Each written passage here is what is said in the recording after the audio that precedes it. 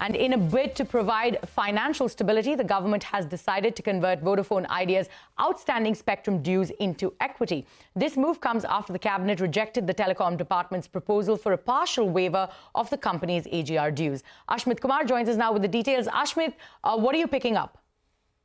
Well, it's an important decision that we've seen over the weekend. The government keen on converting more debt that was owed to it into equity. The large numbers, of course, are known to us. About 37,000 crores of debt, spectrum dues, now being converted to equity will take the government shareholding to nearly 49%. Those are the broad numbers.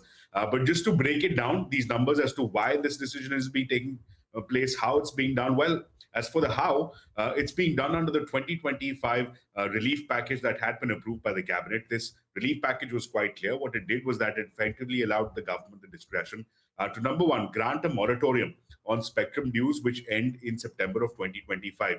That was already done. That is something Vodafone Idea had availed of. With that spectrum, with that moratorium ending, now the government had the discretion of converting those spectrum dues into equity, which is the option that the government has now exercised, taking its shareholding to 49%.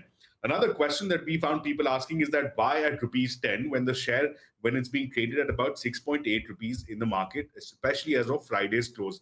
Well, the answer to that is that the Companies Act very clearly provides section 53 to be specific, which very clearly says that as a part of issuance of shares, it has to be done at the par value. The par value is often the value of the share at which it was issued, and that happens to be 10 rupees in the case of Vodafone, and therefore a subpar valuation is not possible. A subpar valuation issuance of shares at a subpar value is not possible, at least as per the Companies Act. So that's the reason why for 10 rupees.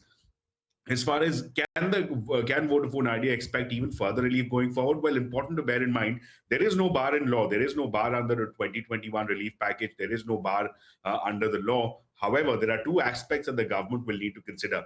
Any further equity conversion will turn Vodafone Idea into a PSU, taking the government stake beyond 50%. So that's a threshold that the government will want to be wary of. The second, of course, is that the valuation, this would be the second round of debt to equity conversion.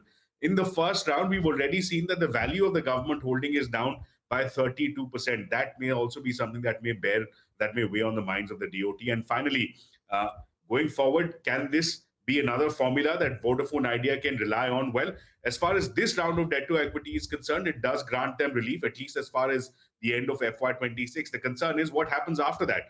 After that, from FY27 onwards, till FY31, they have a strike rate of 43,000 crore rupees. That's the amount they'll have to churn out every year by way of these spectrum dues. So that is an answer. That is a question that now the Vodafone Idea management will now have to answer. Right, Ashmit. Many thanks for those details. So some relief coming in there for Vodafone Idea. Moving